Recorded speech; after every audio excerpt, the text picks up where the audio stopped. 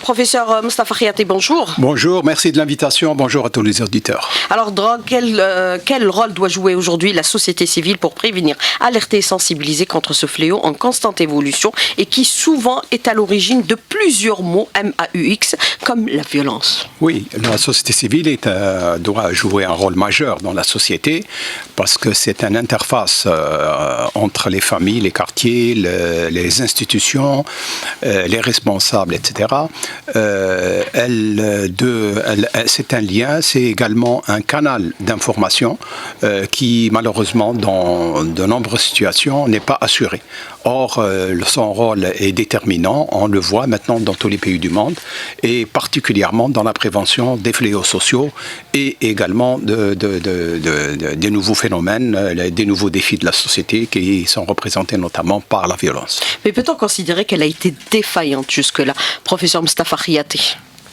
Je ne sais pas, mais ce qui est sûr, c'est qu'aujourd'hui, nous avons encore une société civile qui est naissante, qui est en préparation, qui est en maturation, et je pense que peut-être dans les prochaines années, elle sera beaucoup plus efficace, beaucoup plus déterminante et efficiente au niveau social, parce que des segments de cette société civile doivent s'intéresser aux principaux problèmes de la société et les prendre en charge.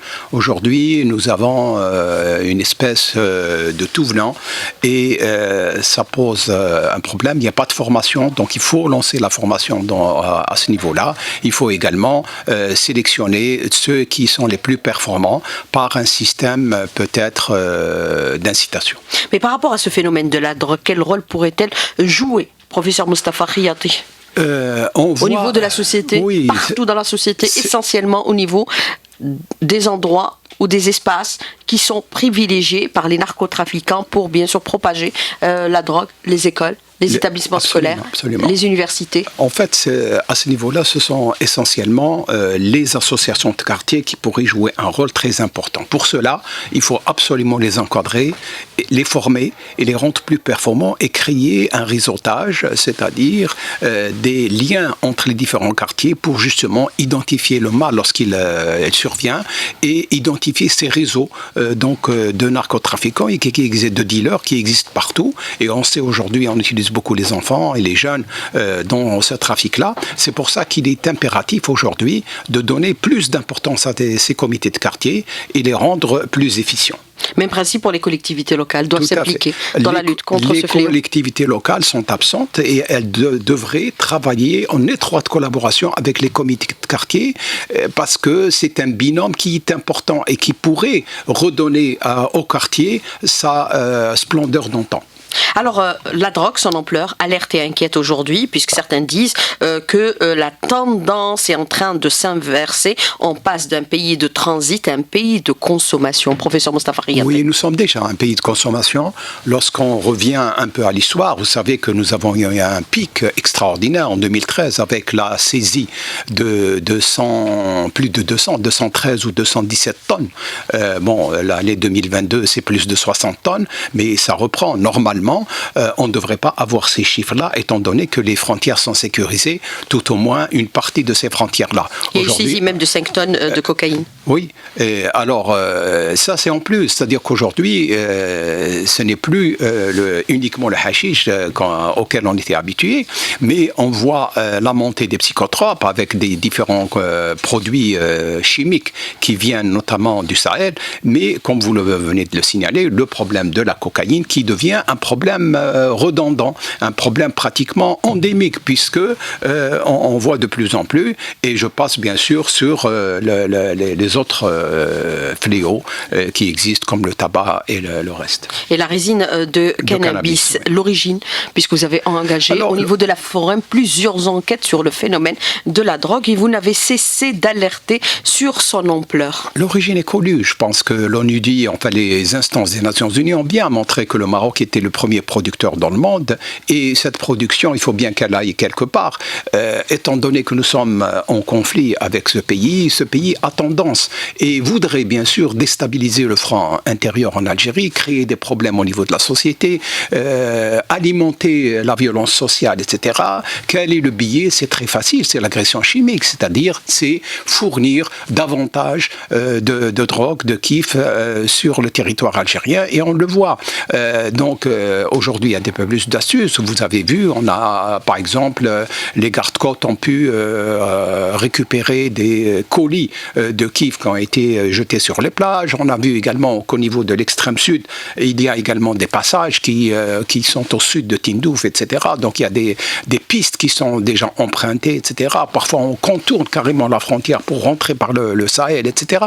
Donc aujourd'hui, nous sommes pratiquement dans la lorgnette, nous sommes visés, et on voit, malgré toutes les précautions qu'on a mis en place, la surveillance des frontières, on est arrivé en 2022 à plus de 60 tonnes de saisie. Cela veut dire, si on extrapole ça sur ce qui existe sur le marché, c'est pratiquement 10 fois plus. C'est-à-dire qu'il y a 600 tonnes qui sont déjà sur le marché, et ce qui explique, si vous voulez, la consommation facile, les prix qui baissent parce qu'il y a suffisamment de produits, etc.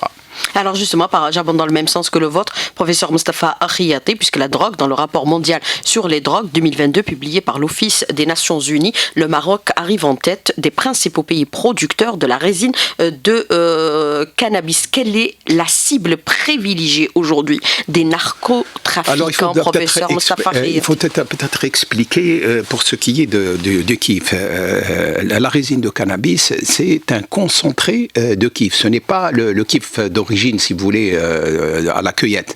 Et donc, il y a une tendance à concentrer le principe actif, qui est le THC, qui augmente normalement dans le kiff habituel, il est de 2%. Donc, ce qui était consommé de façon traditionnelle dans les sociétés, et ça ne posait pas de problème. Aujourd'hui, on arrive à des concentrations de 50% de THC, donc ce qui est extraordinaire, et cette concentration est pratiquement équivalente aux effets de la cocaïne ou de l'héroïne. Donc, nous sommes face à une résine de cannabis qui est extrêmement concentrée, qui est très forte, et qui peut bien sûr détruire le cerveau d'un homme qui la consomme sur une période courte. Et aujourd'hui, nous sommes confrontés à des défis énormes. Ce défi chimique qui ne cesse de croître, qui est devenu très disponible n'importe où, puisque le marché est inondé, malgré tous les efforts, bien sûr, c'est pour ça qu'il faut... Les services de sécurité. Il faut qu'il y ait une mobilisation de la société civile à travers les associations pour justement jouer ce rôle de deuxième front et un peu protéger nos enfants, surtout au niveau des quartiers où il y a une grande agglomération. Mais quelles sont les cibles un peu privilégiées de ces narcotrafiquants? Les enfants et les universitaires. C'est les jeunes. Et les dealers en Algérie utilisent bien sûr les réseaux d'enfants, parce qu'ils savent que les enfants sont protégés par la loi. Et donc, pour la vente de drogue, ils utilisent les enfants. Maintenant, au niveau des établissements, donc à l'extérieur des établissements, des collèges, des lycées, etc., puisque l'enquête de 2015 du CREAD du Sénat, montre que le taux de consommation chez les 15-17 ans, qui est disons un nœud gordien au niveau de la jeunesse, est extrêmement important, puisqu'il arrive à plus de 15%. Et donc, c'est un gros problème de santé publique, d'abord, mais également, c'est un problème social, c'est un problème qui devient politique, étant donné qu'il a des incidences sur la sécurité nationale. Donc, si vous voulez, aujourd'hui, on est en face d'un gros problème qu'il convient réellement de prendre en charge par des mesures à différents niveaux. Alors, quelles sont les voies de transit de cette drogue, puisque vous avez élaboré plusieurs enquêtes sur cette question, professeur Mostafa Akhiyati, et nous savons aussi que les narcotrafiquants utilisent tous les moyens et tous les nouveaux procédés, même via Internet, pour vendre leur drogue. Quelles sont les voies aujourd'hui? Les voies sont... Il faut être prudent à tous les niveaux. Je pense que les trafiquants essayent d'innover. Ils font pratiquement de l'innovation, parce qu'ils cherchent des voies voies qui peuvent aboutir. Donc, pour cela, ils sont prêts à payer n'importe quelle somme pour écouler leurs marchandises. Il faut savoir que la production est annuelle et donc il y a des quantités énormes. On sait que l'Europe s'est entourée d'une muraille électronique et qu'il devient de plus en plus difficile d'y pénétrer pour les narcotrafiquants, mais les narcotrafiquants utilisent d'autres voies. Donc on a vu les voies marines, c'est celles empruntées par les Zodiac et les autres petites embarcations, mais également... Ils sont fortement armés aussi. Absolument. Et puis... souvent il y a eu des accrochages avec les services de sécurité. Et aujourd'hui également par la voie du Sud, comme nous avons des frontières immenses, 3500 km uniquement au niveau du Sahel, donc on essaye de pénétrer par ces voies-là en empruntant parfois même les voies utilisées par les immigrants qui sont dans un état lamentable et qui cherchent peut-être à manger. On utilise les mêmes voies qui sont donc disons plus ou moins protégées parce que nous respectons la vie humaine des gens. Alors justement par rapport au renforcement des mesures de prévention et de lutte contre la drogue, le président de la République a donné des instructions fermes. Un nouveau dispositif sera prochainement adopté par le gouvernement. Il faut dissocier entre bien sûr le trafiquant et le consommateur, puisque souvent nous avons vu que des jeunes très jeunes, qui sont souvent appréhendés, sont parfois aussi condamnés. Vous posez le problème de la loi 1804, c'est-à-dire la loi de 2004, qui doit être revue dans ce sens, puisqu'un de ses premiers articles condamne les consommateurs, même à l'échelle individuelle, entre 2 mois et 2 ans, ce qui pose lorsqu'il s'agit d'une consommation personnelle. Donc, ce qui pose un problème. Il faut privilégier les centres de désintoxication. Il faut peut-être revoir d'abord la loi pour faire en sorte que les consommateurs soient considérés comme des victimes et non pas comme des délinquants et à ce moment-là être condamnés. Par contre, il faut peut-être durcir les mesures contre les trafiquants, contre les dealers, contre les propagateurs de drogue. Bien sûr, pour ce qui est aujourd'hui, nous avons une prise en charge médicale qui est obsolète, qui est très médicalisée. Même les centres qui existaient par le passé ont pratiquement disparu, comme celui de Blida. Le centre de Blida, donc il y a, si vous voulez, il y a un service au sein du service de psychiatrie, donc déjà ça pose problème parce que ni les parents ni les consommateurs ne veulent partir dans des services de psychiatrie, donc il faut individualiser ces services-là. Aujourd'hui il y en a 4, il n'y en avait qu'un, il y avait Blida, il y a Sidi Chahmi à Oran, il y a à l'Est, il y a Tizi Ouzou également qui a ouvert, mais ça reste donc des approches très limitées, un peu chez Raga, mais c'est tout à fait faible. Mais le problème n'est pas de médicaliser cette prise en charge, surtout pour les consommateurs de kiff, mais de créer des communautés thérapeutiques, comme ça existe dans tous les pays du monde. C'est-à-dire, il faut redonner les conditions pour un consommateur de drogue de reprendre confiance en soi-même et donc de fortifier sa personnalité pour pouvoir se libérer de la consommation de drogue. Ce n'est pas la médicalisation en donnant de nouveaux médicaments aux consommateurs de drogue qui vont bien sûr aboutir à ce résultat-là. Alors justement par rapport à ce trafic illicite de drogue, le président de la République a approuvé bien sûr le projet visant à la répression et la prévention et la répression. Est-ce qu'il faudrait renforcer les peines contre les narcotrafiquants, aller jusqu'à la peine capitale? Oui, moi je pense que là il s'agit d'un problème qui a été déjà évoqué il y a quelques années. Extrêmement dangereux pour la société. Je pense que les narcotrafiquants devraient être jugés avec des peines maximales et qu'il ne peut pas... La peine capitale. Pourquoi pas, bien sûr. Et surtout, il ne faut pas qu'il y ait des peines, incompréhensibles. C'est-à-dire qu'ils ne doivent pas bénéficier des remises de peine comme on l'a vu par le passé. Alors, professeur Moustapha Khayati, même principe que, bien sûr, le cannabis. Je voudrais revenir aussi avec vous sur la question des psychotropes. Le 7 août 2021, il y a eu l'entrée en vigueur de la nouvelle loi fixant, bien sûr, les modalités d'importation et de commercialisation également des substances et médicaments ayant des propriétés psychotropiques. C'est sorti d'ailleurs les modalités modalités dans le journal officiel. Et bien sûr, c'est à la charge du ministère de l'Industrie pharmaceutique qui doit un peu fixer les modalités et la liste de ces produits. Il faudrait encore renforcer à ce sujet. Oui, parce que c'est un phénomène très dynamique. Aujourd'hui, on voit que beaucoup de médicaments, ou certains médicaments plutôt, sont dépistés parce qu'ils ont ce côté psychotrope.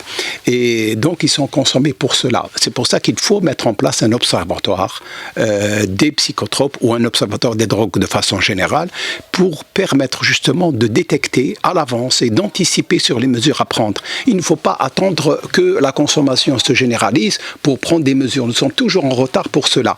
Et aujourd'hui, nous avons beaucoup de médicaments qui arrivent, surtout de l'étranger, et il n'y a pas pratiquement de passagers qui n'arrivent pas avec un médicament, soi-disant parce qu'il y a des problèmes de rupture de stock, etc. Mais pour les douaniers, si ce médicament ne figure pas sur la liste des psychotropes, ça me pose pas de problème. C'est pour ça qu'il faut qu'il y ait un observatoire pour cela. Mais quel serait le rôle de cet observatoire des psychotropes ou des drogues, tel que vous êtes en train de le citer à l'instant, monsieur Khayati? Est-ce qu'il ne serait pas, c'est-à-dire en concurrence avec l'Office national de lutte contre la drogue qui existe actuellement à travers le pays? Pas du tout, parce que je pense qu'avec les réformes aujourd'hui de la drogue, déjà, il faut peut-être penser à recentrer, à repositionner l'Office national de lutte contre la drogue en le mettant au niveau du chef du gouvernement, parce que c'est une institution transversale et elle ne peut pas être sous le parrainage du ministère de la Justice. On ne peut pas être jugé parti en même temps. Elle s'occupe de prévention, et donc c'est difficile pour elle de travailler dans ces conditions-là. De plus, c'est un travail de 17 ministères, donc il y a une coordination entre 17 ministères dans la stratégie de lutte contre la drogue. L'Observatoire joue un rôle tout à fait différent. Il peut dépendre éventuellement de l'Office, si l'Office est placé au niveau du chef du gouvernement, parce que son rôle, c'est justement d'identifier toutes les substances susceptibles de poser problème. Cet office-là, cet observatoire peut être même placé au niveau de l'agence de sécurité sanitaire, parce que ça peut être à ce niveau-là, mais pour l'instant, nous n'avons pas de ce type, si vous voulez, d'observatoire pour permettre d'identifier les médicaments ou les psychotropes qui pourraient justement jouer un rôle futur comme drogue. C'est-à-dire il faut mettre en place tous les offices permettant de lutter contre ce phénomène qui prend de l'ampleur aujourd'hui dans notre société, puisque la courbe, elle est ascendante. Alors quand on parle de la courbe ascendante, il y a aussi qui dit, bien sûr, consommation de drogue, dit automatiquement aussi phénomène auquel nous sommes confrontés également, c'est la violence. Et on a constaté ces derniers temps la hausse de de la violence en milieu scolaire. Les services de sécurité de la DGSN ont donné quand même des taux équivalents à 36% d'augmentation pour l'année 2022. Là aussi, il faut alerter. Aujourd'hui, il faut prévenir, il faut associer la société civile. On a dépassé le stade de l'alerte parce que la violence, justement, est en train de s'installer de façon pratiquement endémique dans la société. Mais qu'est-ce qui explique cette violence aujourd'hui? Elle est multifactorielle. D'abord, c'est la famille. Aujourd'hui, lorsque la violence éclate, les parents sont déjà dépassés. C'est pour ça qu'il faut aller avant, il faut commencer avant. Lorsque vous voyez qu'un enfant, par exemple de 15 ans, donne un coup de couteau à sa maîtresse, ça veut dire qu'au niveau de la maison, il n'y a pas de parents, ils ne sont pas présents, on ne lui a pas appris à respecter et ses parents, parce que l'enseignant est au même titre que le papa ou la maman. Donc c'est ça le gros problème. Donc il y a le problème de la famille d'abord, et les parents sont souvent occupés. Maintenant de plus en plus, les parents travaillent, les deux parents travaillent et les enfants sont laissés à eux-mêmes. Il n'y a même pas de discussion. Il faut absolument qu'une communication s'installe au niveau de la maison. Il faut que les parents puissent discuter avec leurs enfants et faire en sorte qu'ils puissent les rencontrer, par exemple, au dîner et au petit déjeuner, et qu'ils passent un peu de temps avec eux. Le deuxième problème, c'est le quartier, c'est les amis. Il faut que les parents sachent avec qui leurs enfants jouent, sortent, etc. Le troisième élément, c'est l'école. Et l'école pose un problème aujourd'hui, parce qu'on voit que dans beaucoup d'écoles, il n'y a pas de psychologue, il n'y a pas de suivi de ces enfants-là. Il faut former également les enseignants. Les assistantes sociales. C'est un autre problème, parce qu'aujourd'hui, on en forme pas, mais il faut peut-être reprendre. Il faut en reprendre. Mais les enseignants doivent être formés pour justement éviter d'utiliser, par exemple, une violence verbale vis-à-vis des enfants, pour ne pas humilier les enfants en classe, etc. Il y a un respect qui doit exister. Donc, si vous voulez, il y a un tout. Ce n'est pas uniquement un segment, mais il y a plusieurs facteurs qu'il faut essayer de traiter en même temps et ensemble. Pour cela, il faut une stratégie à développer, parce qu'aujourd'hui, la violence pose problème et risque de disloquer la société si on n'en fait rien au cours des prochaines années. Et bien sûr, les parents qui doivent aussi surveiller leurs enfants qui sont à longueur de journée connectés sur les réseaux sociaux. Bien sûr, on n'a pas évoqué ce problème-là, parce que c'est vrai que ces enfants-là se créent des mondes virtuels et souvent on l'a agissent. vu il y a quelques années avec la baleine bleue. Absolument, et peuvent agir de façon automatique comme des robots en commettant des crimes qui pour eux ne représentent pas des délits, alors que c'est des délits très graves. C'est pour ça que j'insiste sur la communication. Sur TikTok, il y a certaines applications qui incitent aussi les enfants à la violence. Absolument. Et on l'a vu à travers le monde. Absolument. Et cela existe aussi dans notre pays. Et il les pousse même au suicide.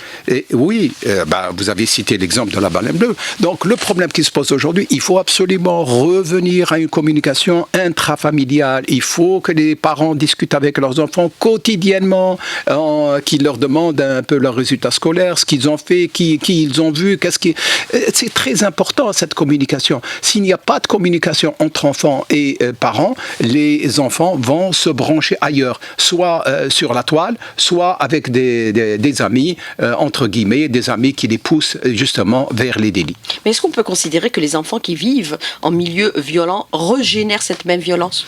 C'est clair. On l'a vu avec les années de 90. Absolument, il y a ça. On l'a vu avec l'augmentation qui s'est produite 10 ans plus tard par vague qu'on a vu au cours des années 2000 et 2010. Mais c'est clair que c'est un problème qui est très important et qui mérite d'être pris en charge.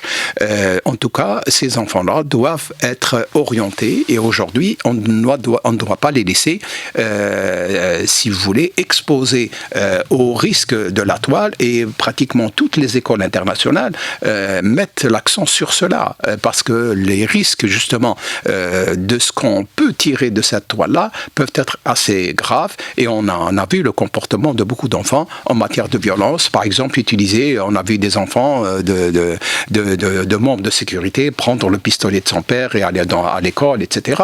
Mais il faut savoir que ce n'est pas un phénomène qui touche uniquement la société algérienne, mais c'est un phénomène général. On a vu des jeunes Américains, des écoliers. Il n'y a pas une semaine qui passe aux États-Unis sans qu'un écolier ne tue d'autres écoliers à l'intérieur de Gaulle ou à l'extérieur.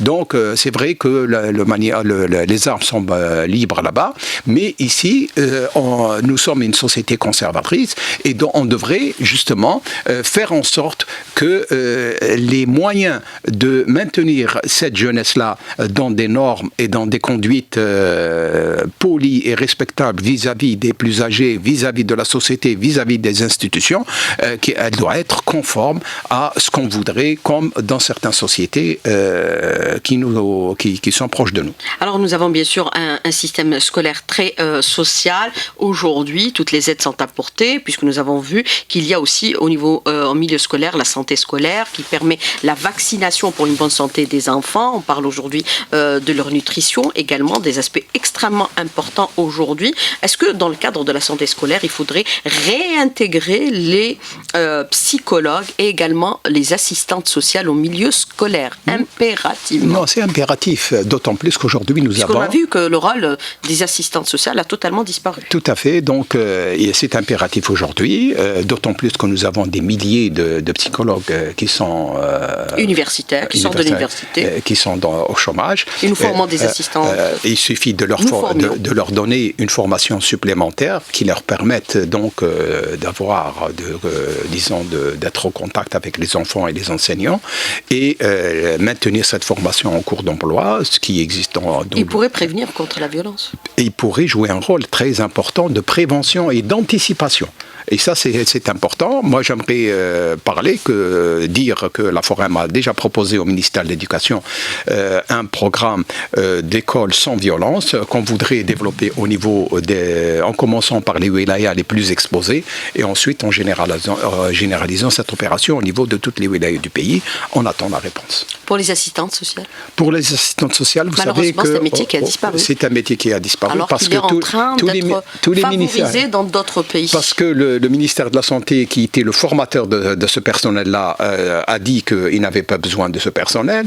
Le ministère de la Solidarité, qui normalement devrait parrainer ce personnel-là, n'en forme pas. Et les sciences humaines, c'est important. Alors c'est très simple, il suffit uniquement de faire un partenariat avec l'enseignement supérieur pour que, par exemple, on forme en 2 ans, à travers des masters, des psychologues qui sont déjà disponibles pour ce métier-là. À ce moment-là, ils auront une base beaucoup plus solide et peuvent être plus compétents sur le terrain. Alors, lors du Conseil des ministres, le président a abordé plusieurs questions qui relèvent bien sûr de la société directement pour le bien-être des citoyens algériens, comme par exemple ce phénomène qui est en train de prendre de l'ampleur. Il a endeuillé plusieurs familles ces derniers jours, c'est-à-dire toute une famille décimée. C'est le monoxyde de carbone. Oui. Vous avez établi plusieurs aussi travaux sur cette question et des études, et vous avez par le passé alerté sur la nécessité d'une prise en charge urgente. Aujourd'hui, le président demande d'agir et d'agir avec célérité. Et sévérité. C'est important. Oui, bien sûr que c'est important. La perte d'une vie humaine,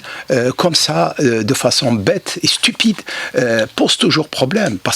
Et surtout maintenant, on a vu ces derniers temps, c'est des familles entières qui ont été décimées. Le père, la mère, les enfants, la grand-mère, les tantes. Alors que c'est un problème simple de prévention. C'est de mettre un détecteur au niveau de la maison. Ou alors laisser des petites ouvertures. Ou prévoir à l'avance, au moment de la construction, nous avons construit 4 millions de logements, prévoir, et il y a d'autres en construction, c'est de prévoir à l'avance ce problème-là. Pourquoi on n'a pas ces problèmes-là dans les autres pays? Enfin, dans les pays développés. C'est parce que c'est vrai qu'ils n'utilisent pas le gaz, mais ce n'est pas une raison. Parce qu'aujourd'hui, les détecteurs peuvent régler ce problème-là, et il est inconcevable qu'on puisse vendre un appareil à gaz ou qu'on puisse l'installer, parce qu'il y a des installateurs, que l'installateur qui installe un appareil à gaz sans le détecteur doit être poursuivi en justice. C'est aussi simple que ça. La conformité, c'est important par rapport aux installations qui sont effectuées. Tout à fait. Professeur Mostafa Khiati, parce qu'on a vu, dès qu'on a un tout petit problème, on ramène parfois un petit plombier.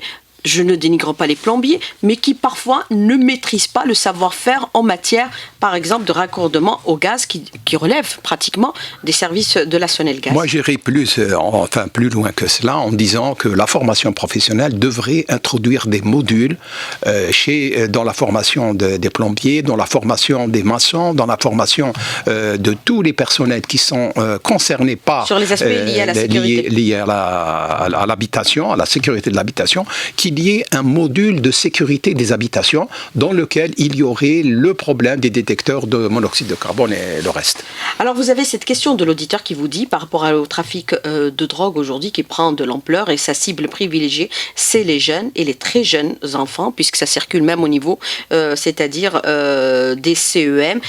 Il ne faut surtout pas aussi procéder à la grâce des trafiquants de drogue, mais comment dissocier le trafiquant du consommateur, professeur Khiati, aujourd'hui, puisqu'on a souvent entretenu l'amalgame. Mais en fait, la loi fait la distinction. Si vous arrêtez quelqu'un avec l'équivalent d'une consommation quotidienne, c'est un consommateur banal, une victime, j'allais dire. Mais qui est poursuivi en justice. Normalement, avec la loi de 2004, oui. C'est pour ça qu'on a demandé la révision de la loi de 2004. Par contre, si vous trouvez quelqu'un avec 3 kilos de hashish ou de la cocaïne, etc., là, il ne s'agit pas d'une consommation individuelle, mais il s'agit manifestement de la volonté de vendre ce produit-là qui génère beaucoup d'argent. Donc la différence, ça peut être faite facilement. Est-ce qu'il faudrait renforcer la sécurité aux abords des lycées? Professeur Mostafa Khiati, c'est la question de l'auditeur. Oui. Puisque nous avons vu qu'aux alentours, bien sûr, des établissements scolaires, il y a souvent des revendeurs de cigarettes. Aujourd'hui, moins. Ça commence par ça? Aujourd'hui, moins, parce qu'il y a des programmes aujourd'hui qui sont pris en charge par la DGSN, et donc il y a des rondes, il y a des policiers en civil qui passent, etc. Donc aujourd'hui, on ne voit pas, parce que la réglementation l'interdit, des vendeurs de cigarettes, etc. C'est pour ça d'ailleurs que les trafiquants utilisent les enfants. Et les enfants peuvent facilement, avec leurs camarades, leur fournir des stupéfiants, parfois même à l'intérieur des établissements scolaires. C'est pour cela qu'il faut qu'il y ait une nouvelle vision au niveau de l'école concernant ces risques-là. Et donc, la présence d'une psychologue est importante, parce qu'elle peut jouer ce rôle-là de détecteur, justement, en écoutant les enfants, en discutant vers les enfants, elle peut jouer un rôle important dans ce domaine-là. Est-ce qu'il faudrait aussi renforcer le contrôle et la surveillance au niveau des quartiers, professeur Mostafa? Oui, alors on en a parlé tout à l'heure, c'est le rôle justement des comités de quartier. Il faut absolument qu'il y ait des associations au niveau des quartiers qui jouent ce rôle-là de protection des enfants, parce que eux, ils connaissent mieux les enfants du quartier et connaissent également les étrangers qui pénètrent, et connaître également éventuellement les gens qui peuvent ramener des drogues ou autres substances au niveau de ce quartier-là. Donc il est impératif qu'on puisse avoir au niveau de tous les quartiers. Vous savez que ce problème-là a été déjà étudié dans beaucoup de pays. Par exemple au Japon, vous ne pouvez pas rentrer dans un quartier sans que vous soyez tout de suite identifié par justement des agents au niveau de ces quartiers-là. Généralement, c'est des retraités qui connaissent le quartier, qui travaillent à ce niveau-là. Donc il faut trouver un système. Si on n'arrive pas à avoir des comités de quartier, il faut trouver un système de ce type-là, en utilisant par exemple les retraités qui vivent dans un quartier, qui connaissent tout le monde et sur lesquels, bien sûr, repose cet aspect de sécurité des enfants. Est-ce qu'il faudrait aussi assurer l'anonymat pour les dénonceurs des narcotrafiquants, de telle sorte est-ce que la société civile puisse jouer un rôle prépondérant, professeur Mostafa Riaty? Oui, c'est important et ça fait partie. Dans la loi. Et oui, c'est important et ça fait partie. La prochaine loi. Ça fait partie un peu de la protection si vous voulez, du chemin ou de la possibilité de mieux cerner ces narcotrafiquants. Aujourd'hui, cet anonymat est donné à tout le monde, dans tous les pays du monde. Si on prend l'exemple des pays occidentaux, ces personnes-là, lorsqu'il s'agit de gros poissons, comme on dit, les gros narcotrafiquants, on arrive même à leur changer d'identité, de les installer ailleurs, etc. Donc, on n'a qu'à prendre de ces mesures-là et faire en sorte que ceux qui dénoncent soient réellement protégés pour justement inciter d'autres à le faire. Est-ce qu'il faudrait dispenser des cours ciblés au profit des enfants en milieu scolaire, que ce soit au niveau du primaire, du moyen ou du lycée, sur les dangers bien sûr de la drogue et des psychotropes? Professeur Mostafa Riaty, oui. Des cours qui pourraient être dispensés par les services de sécurité ou la protection civile et montrer bien sûr des cas qui sont victimes aujourd'hui de la consommation de ces drogues. On l'a déjà demandé par le passé, c'est important qu'il y ait des modules de sécurité qu'on donne à tous les niveaux, aussi bien au niveau des écoles primaires, surtout les classes de fin d'études, mais également au niveau des collèges, des lycées et des universités. Il faut absolument que l'information circule et qu'il y ait des modules de sécurité du citoyen dans lesquels on a dans ces modules on aborde un peu tous les problèmes de sécurité, dont ceux de la drogue, absolument. Des consommateurs de drogue. Et ça peut être fait par des équipes polyvalentes, c'est-à-dire avec des éducateurs, des éléments des services de sécurité, des psychologues, etc., pour que l'information puisse parvenir à ces jeunes. Parce que ça détruit des individus et les cas sont récurrents au niveau, bien sûr, du centre de l'hôpital de France Fanon à Blida. Et on peut les rencontrer, on peut parler avec eux. Alors, vous avez aussi, autre question de l'auditeur qui vous dit, mettre des numéros verts pour dénoncer également, c'est important. Oui. Alors, c'était une idée. Des numéros verts de la société civile pour dénoncer et qui, elle, prendra le relais pour dénoncer au service de sécurité. Parfois, on a peur. Mais c'est clair, ça fait partie d'une stratégie globale de prévention et de suivi. Donc, si vous voyez qu'il y a des... Quoique, aujourd'hui, on utilise déjà les numéros verts de la gendarmerie ou de la police, mais il faut peut-être centraliser. Il y a trop de numéros verts. Il faut qu'il y ait un seul numéro vert pour que ce soit beaucoup plus efficace, avec éventuellement un switch qui permet bien sûr de répartir les appels par la suite, mais il faut arriver justement à, comment on fait le guichet unique, d'avoir un seul numéro vert pour être plus efficace. Mais chaque citoyen est responsable. Par exemple, vous avez cette question de l'auditeur qui vous dit parfois ces narcotrafiquants vendent de la drogue, surtout les psychotropes, à ciel ouvert et devant tout le monde sans être inquiétés. Ils ne sont pas inquiétés parce que personne n'agit. Non, mais c'est clair, c'est clair. Il faut agir. À commencer par c'est un problème de société. Tout le monde est concerné. Pas seulement les services de sécurité. Mais bien sûr, à commencer par le citoyen lui-même. Les parents, tout le monde, lorsqu'on voit ce qui se passe, aujourd'hui il y a des moyens, vous avez des téléphones, vous pouvez filmer les scènes qui se produisent et les transmettre. Vous pouvez également appeler sur différents numéros verts, etc. Il faut informer. Si l'information n'arrive pas, on ne peut pas reprocher aux services de sécurité de ne pas faire leur travail. Alors, autre question de l'auditeur qui vous dit aujourd'hui, il faudrait peut-être assurer ou improviser des fouilles dans les écoles et les classes. C'est un peu... c'est brutal. C'est fait en Grande-Bretagne. Pour ce qui est de la violence, par exemple, on fait ouvrir les cartables au niveau des lycées. Qui n'ont pas d'armes. Qui n'ont pas d'armes blanches, etc. Donc, des contrôles peuvent être inopinés, mais ça, c'est fait... de façon brutale. Pas de façon brutale, et ça doit être fait par les enseignants eux-mêmes. Il ne faut pas faire appel au service de sécurité à ce niveau-là. Alors, il faudrait aussi, parallèlement, c'est l'auditeur qui vous pose cette question, renforcer le contrôle au niveau de la frontière ouest, puisque nous savons que c'est le voisin de l'Ouest qui essaye d'inonder aujourd'hui notre pays par ce type de drogue, professeur Mostafa Khayati, puisque c'est une guerre qui est déclarée, c'est-à-dire fragilisée et porter atteinte à notre population. Moi, j'irais plus loin. Elle est renforcée par les services de sécurité. Elle est déjà renforcée, mais moi, je pense qu'il faut ester le pays propagateur de drogue devant les instances internationales. Il y a des cours de justice un peu partout. Il y a les Nations Unies. Il faut absolument poser ce problème-là. Nous vivons depuis plusieurs années sous le joug d'une inondation de produits chimiques venant des frontières ouest. Ces produits chimiques visent essentiellement le maillon le plus faible de notre société, c'est-à-dire les jeunes, et ça ne peut pas durer parce que les dégâts sont considérables. Alors il faut renforcer aussi les centres de désintoxication, professeur Mostafa Khayati. Certains ont totalement disparu, ou alors c'est de petits services au niveau de certains hôpitaux, pas tous les hôpitaux. Moi, je pense qu'il faut reprendre la stratégie de prévention et de traitement en mettant en place des communautés thérapeutiques, c'est-à-dire des fermes modèles dans lesquelles seront accueillis ces consommateurs de drogue et renforcer leur volonté intérieure. Alors vous avez aussi des professeurs en médecine qui ont souvent alerté, vous êtes aussi un médecin, professeur Khayati, comme par exemple professeur Nibouche, qui dit souvent la mort subite est due à la consommation des psychotropes, notamment pour les jeunes. Oui, bien sûr. C'est constaté au niveau des hôpitaux. Lorsque vous arrivez à une overdose, vous êtes habitué à prendre un comprimé, vous en prenez 5 d'un seul coup. Là, vous pouvez absolument, pour les jeunes. Vous pouvez avoir une crise cardiaque tout de suite. 25 ans, 22 ans, 18 ans. On a eu beaucoup de cas comme ça. Et on le voit. Il suffit que le ministère de la Santé donne les statistiques. Professeur Mostafa Khayati, merci d'avoir répondu à nos questions et d'avoir été en direct avec nous ce matin dans le studio. Merci beaucoup. Merci. Bonne journée. À bientôt. Bonne journée. Merci.